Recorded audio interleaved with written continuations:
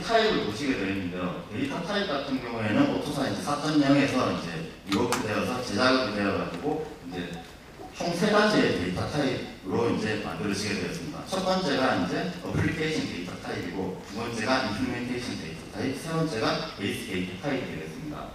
여기서 이제 첫 번째 어플리케이션 데이터 타입은 이제 버추얼 펑션 버스 레벨에서 구현되는 그 데이터 타입으로서 이제 모든 데이터 속성에 대한 제한이 없이 이제 생성을 하실 수가 있게 되겠습니다. 그리고 임플리멘테이션 데이터 타입 같은 경우에는 RT 레벨에서 이제 구현되는 부분이라고 보시면 되고, 실제 코드상에서 사용하는 이제 데이터 타입이라고 보시면 되겠습니다. 그러니까 반드시 이제 매핑 작업을 이루어 주셔야지 이제 사용하실 수가 있겠습니다. 다음으로는 이제 인터페이스 관련된 부분인데요. 인터페이스는 이제 앞에서 정의한 데이터 타입을 어떤 식으로 데이터를 주고받을지에 대해서 이제 디자인하는 부분이라고 보시면 되겠습니다. 오토사에서는 이제 총 6개의 인터페이스를 제공하는데, 그 중에서 가장 많이 사용하는 게 샌드 리시브 인터페이스와 클라이언트 서버 인터페이스라고 보시면 될 것 같습니다. 먼저 샌드 리시브 인터페이스 같은 경우에는 기본적으로 데이터를 주고받는 용도로 이제 사용한다고 보시면 되겠습니다. 그리고 이거는 단방향 통신 방식을 이제 사용한다고 보시면 되고, 샌더가 P포트, 이제 리시브가 R포트가 되어서 이제 통신을 한다고 보시면 되겠습니다. 그리고 샌드 리시브 인터페이스 같은 경우에는 이제 비동기화 방식의 통신을 이제 사용한다고 할 수 있겠는데요. 캠 쪽을 이제 사용해 보셨으면 아실 텐데, 캠 쪽에서 이제 송신하는 쪽에서 이제 버스상으로 이제 데이터를 던져주고, 이 데이터를 어떻게 할지에 대해서는 리시버 측에서 이제 결정을 하게 되겠습니다.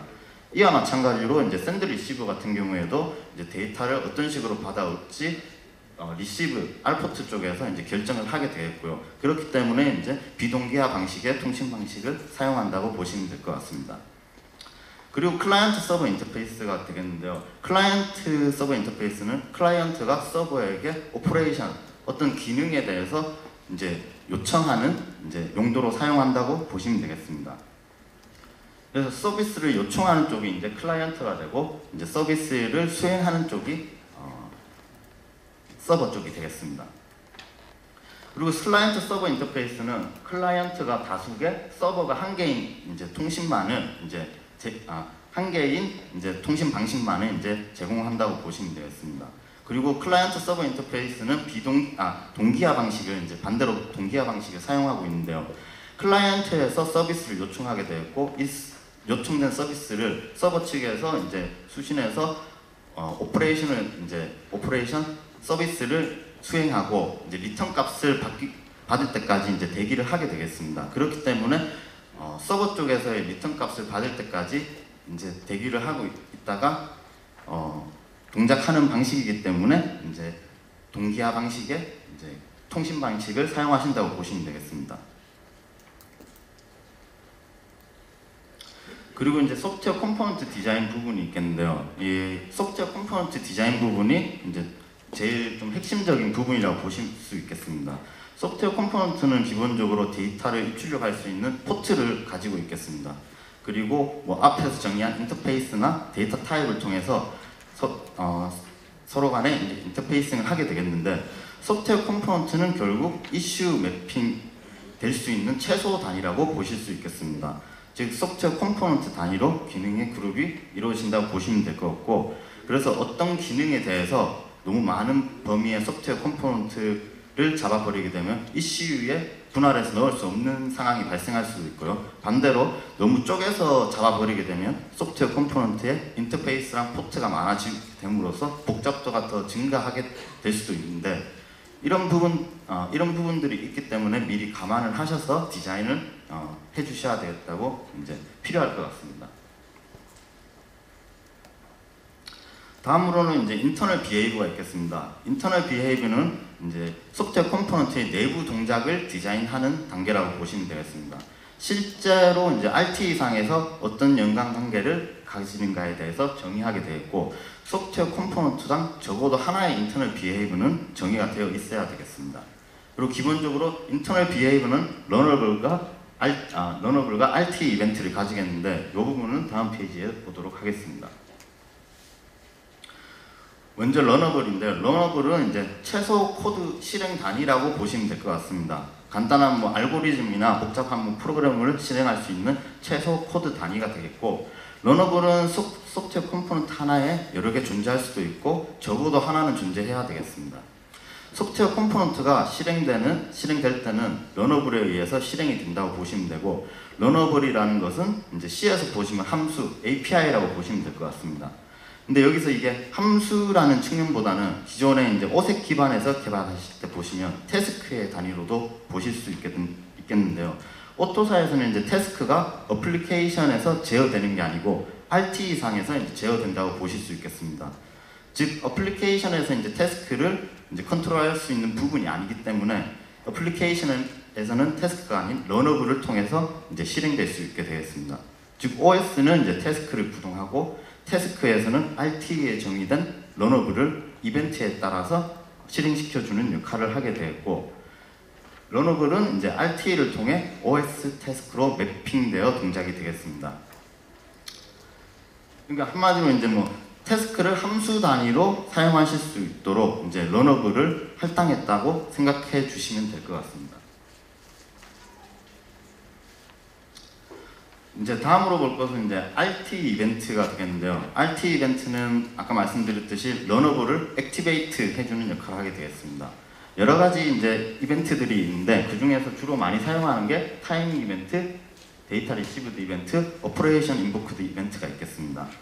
타이밍 이벤트는 이제 주기적으로 러너블을 시행시켜 줄 때 사용하는 이벤트라고 보시면 되고, 데이터 리시브드 이벤트 같은 경우에는 어떤 데이터가 들어왔을 때 사용하는 이벤트가 되겠고, 그리고 오퍼레이션 인보크드 이벤트 같은 경우에는 클라이언트 서버 인터페이스에서 클라이언트가 서비스를 요청했을 때 서버 측에서 이를 알고 러너블을 실행시킬 때 사용하는 이벤트가 되겠습니다. 다음은 이제 컴포지션 소프트웨어 컴포넌트가 되겠습니다. 앞에서 디자인한 소프트웨어 컴포넌트 타입을 소프트웨어 컴포넌트 프로토타입으로 만들고, 이거는 즉 이제 인스턴스화 시킨다고 보시면 되겠습니다. 그리고 이제 소프트웨어 컴포넌트를 그룹화하는 데도 사용하고 있습니다. 결국 소프트웨어 컴포넌트 수가 많아지게 되는데, 이거를 이제 그룹화해서 컴포지션 소프트웨어 컴포넌트로 하나의 컴포지션 소프트웨어 컴포넌트로 만들 수 있겠습니다. 그리고 여기서 보시면 커넥터라고 하는 부분이 있겠는데요. 이것은 아까 포트와 인터페이스를 저희가 정의를 했었는데 아직까지 정의만 해놓은 상태이고 실제로 연결을 하지 않은 상태가 되겠습니다. 그래서 이 부분을 실제로 이제 연결해 주는 것이 커넥터 연결이 되겠습니다. 그림에서 보시는 것처럼 이제 소프트웨어 컴포넌트와 소프트웨어 컴포넌트 간에는 어셈블리 커넥터를 이용해서 연결을 하게 되겠고, 컴포지션 소프트웨어 컴포넌트와 소프트웨어 컴포넌트 간에는 딜리게이션 커넥터, 그리고 컴포지션 소프트웨어 컴포넌트와 컴포지션 소프트웨어 컴포넌트 간에는 패스스루 커넥터를 이용해서 이제 연결을 하시면 되겠는데, 오토사 이제 버전 4.1.1에서 이제 패스스루 커넥터가 생겼고, 그 전 버전을 개발하신다면 이 컴포지션 소프트웨어 컴포넌트와 컴포지션 소프트웨어 컴포넌트 간에도 어셈블리 커넥터를 이용해서 연결을 해주시면 되겠습니다. 이렇게 이제 앞에서 이제 소프트웨어 이제 아키텍처 디자인 부분을 이제 끝내고 나면 이제 시스템을 디자인하게 되겠는데요. 시스템 디자인은 뭐 토폴로지, 즉 이슈 클러스터나 아니면 뭐 이슈에 대한 정의, 시그널 디파인, 그리고 뭐 프레임 패킹 관련해서 결국 시그널과 PDU 프레임을 디자인해서 커뮤니케이션 매트릭스를 완성하는 부분이 되겠습니다. 그리고 네트워크 매니지먼트가 있을 수 있고요. 그리고 소프트웨어 컴포넌트와 이슈, 시그널 정보들에 대한 시스템 매핑 부분도 있을 수 있겠습니다. 여기서 이제 커뮤니케이션 매트릭스 관련해서는 실제로 여기서 디자인하기보다는 이제 기존에 디자인되어 있던 것을 임포트해서 사용하는 방식으로 많이 사용하고요. 최종적으로 이슈 인스턴스 단위로 이슈를 쪼개 이슈 스트레트 파일을 생성하시게 되겠습니다. 먼저 시스템 토폴로지 부분이 되겠는데요. 시스템 토폴로지는 이제 시스템에서 필요로 하는 네트워크 클러스터를 디자인하는 부분이라고 보시면 되겠고, 그 기능을 구현하기 위한 이슈를 배치하는 단계가 되겠습니다. 이러한 것 다음으로는 이제 프레임 패킹 부분이 되겠습니다. 네트워크 데이터베이스를 만들어서 커뮤니케이션 매트릭스를 디자인하는 과정이라고 보시면 되겠습니다. 시그널하고 이제 PDU랑 프레임을 이제 패킹해서 최종적으로 ID를 부여하고 네트워크에 대한 데이터베이스를 완성하는 과정이라고 보시면 될 것 같습니다. 그 다음으로는 이제 소프트웨어 컴포넌트를 ECU에 매핑하는 작업을 수행하게 되겠습니다. 말 그대로 디자인한 소프트웨어 컴포넌트를 어떤 ECU로 할지 정해주는 부분이 되었고, 따라서 이제 기능별로 이제 나열을 한 뒤 특정 ECU에 소프트웨어 컴포넌트를 배치하는 작업이 되었는데, 이런 개발 방법론을 이제 오토사에서 지원하다 보니 차량의 플랫폼이나 차종에 따라서 ECU가 달라지더라도 소프트웨어 컴포넌트를 자유롭게 재배치할 수 있다는 장점이 있을 수 있겠습니다. 그리고 어떻게 배치할 것인지에 대해서는 미리 정의가 되어 있어야 하는 거고, 결국 이러한 과정을 거쳐 소프트웨어 컴포넌트는 ECU에 매핑되고 소프트웨어 컴포넌트에서 사용하는 데이터 엘리멘트는 시그널로 매핑이 되겠습니다. 이 매핑된 시그널은 이제 차량 네트워크에서 이제 디자인된 네트워크 버스를 통해서 이제 전 데이터를 송수신하게 되겠습니다.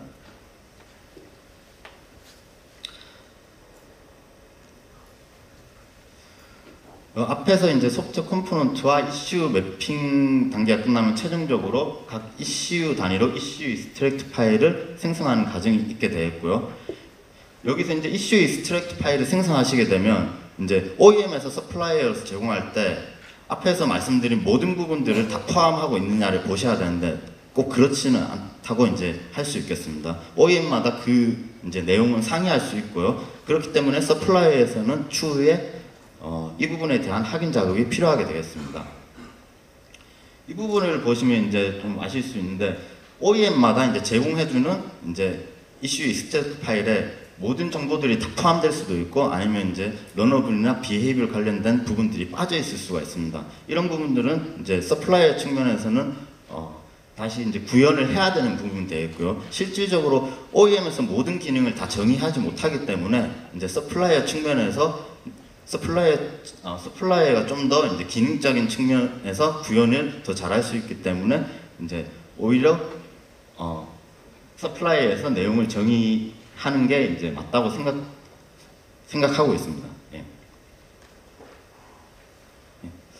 그리고 ECU 서플라이어 측면으로 넘어가 보시게 되면 이제 앞쪽에서 말씀드린 것처럼 ECU 서플라이어 측면에서는 어플리케이션 소프트웨어 디자인 부분하고 ECU 컨피그레이션 부분을 하게 되는데, 먼저 RT 컨트랙트 페이지를 거쳐서 C 스켈레톤 파일과 헤더 파일을 생성하시게 되고, 이를 기반으로 해서 어플리케이션 로직을 설계하실 수 있게 되겠습니다.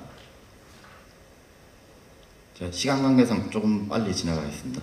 그리고 이제 C 코드를 베이스로 이제 개발을 하실 수 있는데, 시뮬링크를 기반으로도 이제 개발을 하실 수가 있고요. ECU 익스트랙트 파일을 시뮬링크 상에서 임포트 하시게 되면 다음과 같이 이제 다이어그램이 이제 블록 다이어그램이 생성되면 동일하게 이제 시뮬링크를 이용해서 개발하시던 것처럼 개발을 하실 수 있게 됐습니다. 그럼 최종적으로 이제 C 파일과 헤더 파일이 생성되게 되는데, 이 C 파일하고 헤더 파일 같은 경우에는 오토사를 이제 만족하는 수준의 그 소스 코드가 이제 생성되어져야 되겠습니다. 그 다음이 이제 ECU 컨피그레이션 부분이 되겠는데요. ECU 컨피그레이션 부분도 ECU 익스트랙트 파일 기반으로 개발하신다고 보시면 되겠고, 아까 파라미터가 많다고 했는데 이 부분들은 UTM 업스트림 템플레이트 매퍼를 이용해서 이제 자동으로 생성해 주시게 되겠고, 지금 현재 보시면 청록색 부분으로 되어 있는 부분이 자동으로 생성되어지는 부분이라고 보시면 되고, 나머지 부분들에 대해서는 매뉴얼로 작업을 해 주셔야 되는 부분이 되겠습니다.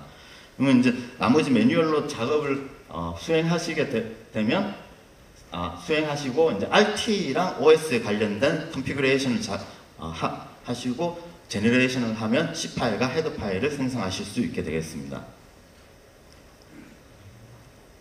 이제 앞에 이제 작업을 완료하시게 되면 최종적으로 ECU 컨피그레이션에 대한 소스 코드인 C 파일과 헤더 파일을 모두 생성 이제 하시게 되겠는데, 저희 쪽에서는 이제 V스타를 제공하고 있는데 이 V스타 라이브러리와 함께 이제 컴파일이 되겠습니다.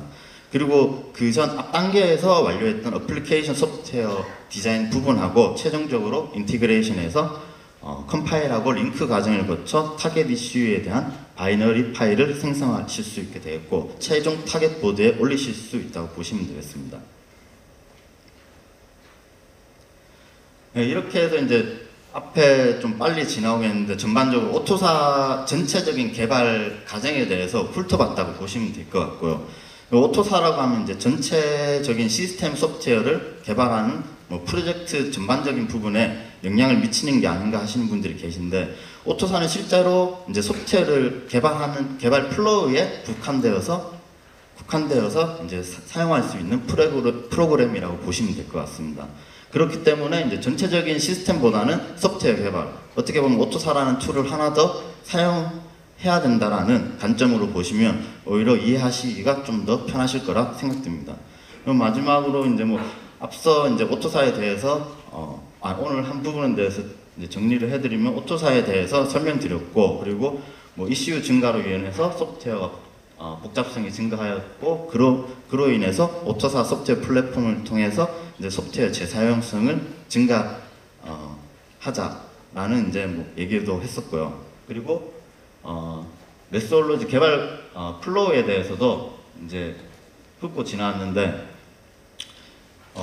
앞서 말씀드렸던 이제 이슈 OEM 측면에서는 시스템 부분하고 소프트웨어 아키텍처 부분에 대해서 컨피그레이션하고, 이제 서플라이어 측면에서 어플리케이션과 이슈 컨피그레이션을 작업을 수행하시면 이제 최종적으로 C 파일과 헤더 파일을 생성하실 수 있고, 이 생성된 파일을 기반으로 해서 컴파일과 링크 과정을 거쳐서 이제 타겟 보드에 올리실 수 있다고 보시면 됩니다.